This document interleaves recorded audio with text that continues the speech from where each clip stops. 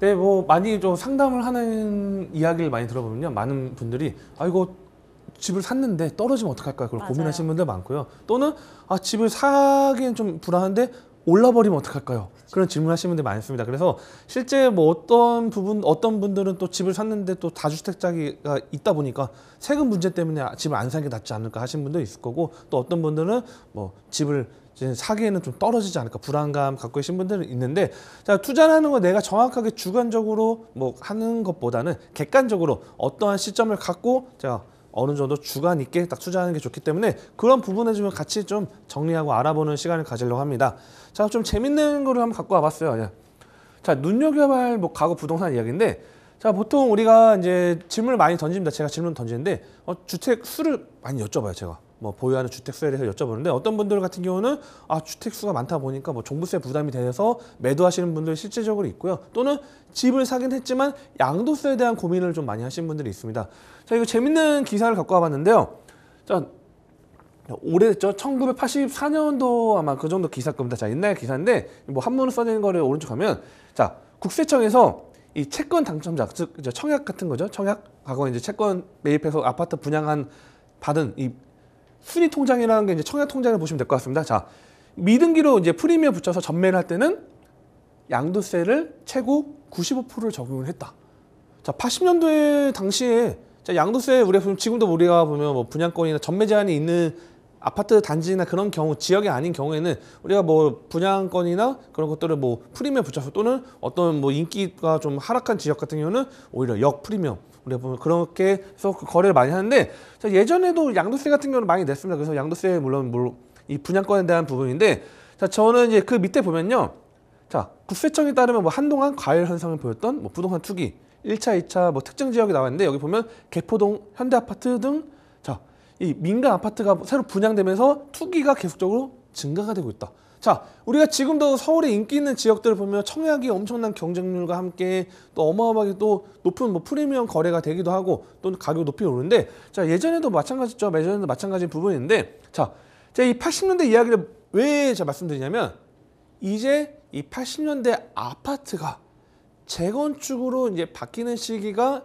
이제 본격적으로, 물론 과거부터 이야기 나오긴 했지만 본격적으로 들어갔다. 그래서 저희가 과거에도 이런 모습이 있었고, 지금 이 80년대 인기 있던 지역들이 다시 한번 탈바꿈할 수 있는 그런 모습들이 나타났기 때문에 제가 한번 재미 삼아서 좀 갖고 와봤고요. 자, 이제 투자를 이제 말씀드리는데, 부동산 투자라는 거는 일단 최소 우리가 뭐 지금 뭐 다양하게 투자하시는 분들이 많을 겁니다. 어떤 분들은 또 주식에 투자하시는 분들 많을 텐데, 이 부동산이라는 건 최소 2년 이상의 부동산의 보유가 필요하다고 전제 조건하고 좀 거래하시는 게 제일 좋다, 이렇게 말씀드리고 있는데요. 물론 어떤 분들은 보면 경매로 뭐 취득을 해가지고 뭐 6개월이나 8개월 있다가 뭐 바로 매도하시는 분도 있고, 뭐 다양한 부분도 있겠지만, 세금적인 부분을 봤을 때 일단 최소 2년 이상 부동산 보유를 하시는 게 좋고, 우리가 뭐 이게 실거주가 아닌 뭐 전세 세입자를 맞춰가지고 투자하는 뭐 갭 투자 방식 간다 하더라도 세입자 같은 경우도 2년 이상이기 때문에 보통 한 2년 이상 보유를 하시는 게 좋다 말씀드리고 있고요. 자, 고가주택을 보유할 때는, 내가 취득할 때는 종합부동산세 확인이 좀 필요합니다. 뭐 종부세가 좀 작년 대비했을 때는 또 많이 좀 세당 수가 좀 많이 줄어들 것도 있고, 공시지가가 좀 하락한 부분도 있긴 하지만, 기본적으로 일단 세금적인 부분이 상당히 크다고 하면, 만약에 어떤 분이 실제적으로 상담 받을 때요, 내 주택을 한 3주택, 3주택 갖고 있는데 종부세를 내시는 분이요. 그런 분들이 하면 어느 정도, 하나 정도는 차익형 부동산이 아닌 수익형 부동산을 통해서 뭐 어느 정도 임대료를 받을 수 있는 것도, 그래서 이 임대료를 갖고 뭐 세금을 납부한다거나 다양한 기타 비용을 낼 수 있는 그런 포트폴리오도 좀 중요하지 않을까, 그래서 이런 부분들 말씀드리고 있고요.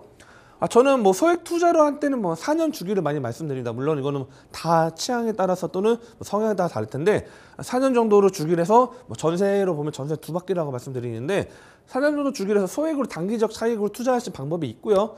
나는 좀 소액으로 이익을 본다는 것보다는 좀 크게 목돈을 넣고 좀 크게 이익을 보게 하시는 분들은 좀 10년 이상 장기적 기대 가능한 투자. 자, 10년 이상이라는 게 뭐 제가 볼 때는 뭐 장기적 투자라고 하더라도 엄청난 큰 돈을 제가 투자라고 말씀드리는 건 아니고, 뭐 예를 들어서 뭐 재개발이나 어느 정도 자금력이 있다고 하면 뭐 재건축 같은 경우도 한 10년 정도 길게 보시는 것도 괜찮습니다. 실제 보면 뭐 부동산이나 인근의 뭐 긍정적인 이야기를 듣고 4년에서 5년 정도면 어느 정도 추진이 되고 어느 정도 공사하면 한 6년 안에 입주할 수 있다 이렇게 하신 분들이 있는데, 항상 뭐든지 뭐 시공사 선정에서도 좀 삐끗거리는 경우도 있고요. 또는 뭐 관리 처분까지 또 가는 과정이 또 긴 경우도 있다 보니까 저는 장기적으로 10년 이상을 말씀드리겠고, 실제 서울의 재건축이 진행된 것들도 보면요, 전반적으로 한 7년에서 8년 사이가 상당히 평균적입니다. 물론 그 전에 빨리 된 단지들도 있었지만 반대로 그 이상 길게 좀 지체된 그런 단지들이 있었기 때문에 7, 8년 정도가 평균이다 보니까 한 10년 정도 넉넉하게 기간을 보시고 장기적으로 투자하시는 것도 괜찮다 말씀드리고 있고요. 아파트 같은 경우는 80년대 아파트는 재건축 위주로 좀 보시는 게 좋고요. 자, 이게 좀 다시 한번 좀 추가적으로 말씀드릴 텐데, 90년대 아파트는 리모델링 위주로 보시는 게 맞다. 자, 90년대 아파트를 매입하면서 재건축을 막 기대하고 엄청나게 큰 꿈을 갖고 투자하시는 분들 상당히 많습니다. 실질적으로 상담 받아보면 뭐 예시를 말씀드리면 한 10년 이내에 아파트 재건축으로 바뀔 만한 것들을 투자를 하면서 뭐 예를 들어서 뭐 강서 쪽을 보면요, 뭐 등촌 주공 아파트를 뭐 투자하셨습니다. 어떤 분이 예를 들어서 재건축이 언젠가 되지 않을까 하시고 뭐 10년 안에 되지 않을까 하시는 분들이 있는데, 자, 제가 뭐 냉정하게 말씀드리면 예를 들어서 뭐 등촌 주공 아파트가 재건축이 되려고 하면 그 전에 선행 조건으로 목동이 재건축이 완성이 되고 시간이 어느 정도 10년 이상이 추가됐을 때 새롭게 좀 변화될 수 있는 것들이 있지 않을까. 그런 식으로 다른 지역 내에 재건축이 안 되고 있는 지역, 비슷한 지역, 물론 뭐 양천과 강서가 뭐 먼 지역은 아니지만 그런 식으로 해서 재건축이 어떤 지역들이 아직 이루어지지 않았다면 이 지역이 우선적으로 먼저 좀 진행된 이후에 차선으로 이제 진행될 수 있기 때문에 90년대 아파트는 리모델링 위주로 좀 많이 보시는 게 좋고요. 아까 말씀드린 것처럼 80년대는 재건축 위주로 보시는 게 좋다 말씀드리고 있고요.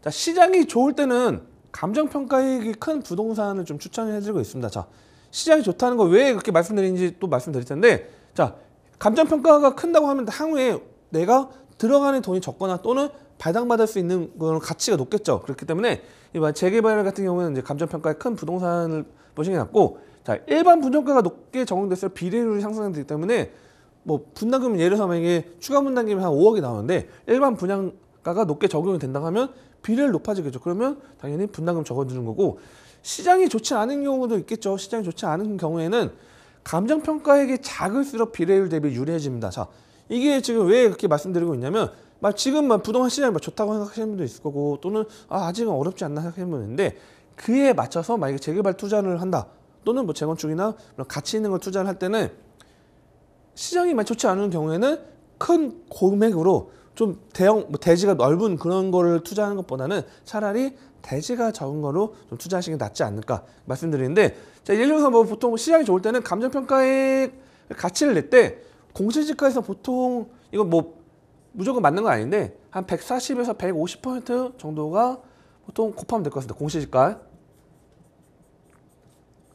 자, 그러면 당연히 공시지가 같은 경우는 정해져 있죠. 공시지가는 뭐 예를 들어서 어떤 집은 공시지가가 좀 높게 측정될 수도 있지만 평균적으로 공시지가라는 거는 나라에서 정하는 기준이다 보니까, 자, 이 공시지가에다가 곱하기 이제 한 140, 150% 정도로 좀 인정을 많이 받습니다. 좀 시장이 좋을 때는요. 그러면 그만큼 내 가치를 많이 받겠죠. 자, 평균적으로 공시지가에다가 한 110% 정도를 곱하는 게 이제 평균치라고 하면 좀 높이 올려주는 한 130 되겠네요. 자, 130이죠. 130 정도가 이제 평균적으로 보는데 130 정도가 평균적으로 봤을 때 시장이 좋으면 140, 150% 나오고요. 만약에 좀 시장이 좋지 않습니다. 근데 재개발 이제 감정평가를 내가지고 어느 정도 내 가치 있는 거, 물론 추정을 미리 내신 분들을 투자를 들어가겠지만 그런 경우에는 보통 한 110에서 120% 정도가 있기 때문에, 자, 그렇다면 시장이 좋지 않은 경우에는 내가 투자를 많이 했어요. 근데 감정평가에 대한 그 가치를 인정받을 때는 상대적으로 시장이 좋았을 때 시기 됐을 때는 많이 줄어드는 거죠. 그렇기 때문에 이거는 뭐 시장의 분위기가 안 좋다에 말씀드리긴 하지만, 만약에 예를 들어서 내가 투자를 한 대지 한 7평 정도에 투자를 했는데 나중에 감정평가를 낼 때는 시장이 좋아질 수도 있겠죠. 그럼 또 그런 부분도 있겠지만 통상적으로 내가 거래를 하거나 좀 빠르게 좀 감정평가라고 말씀드렸던 건 뭐냐면 재개발이나 그런 것들이 이미 확정이 되고 나서는 시장이 또 많이 바뀌기 때문에 그 전에 투자하신 분들은 이런 것들을 좀 체크하시는 것도 중요하다 말씀드리고 있고요.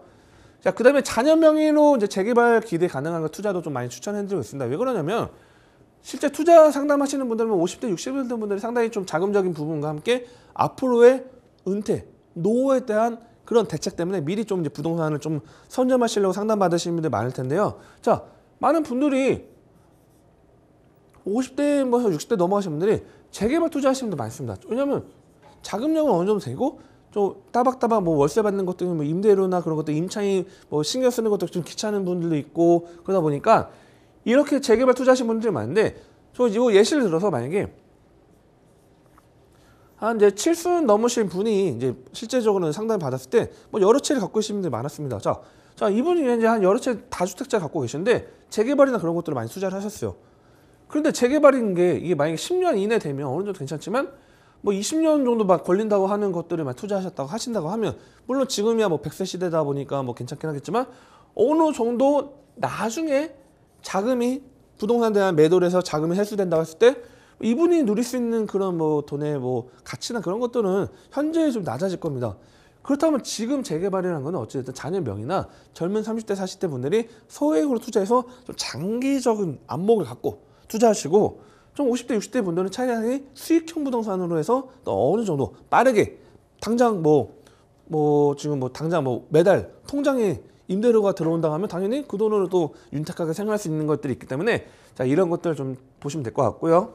그래서 노후 대비 소액으로 시세 차익 가능한 투자도 괜찮지만 이 소액으로 만약 시세 차익 노리신다면 큰 돈으로 예를 들어서 뭐 2억을 투자해서 1억을 수익 내는 것보다는 1억을 투자해서 5천만 원 투자하는 게 수익률은 똑같이 50%죠.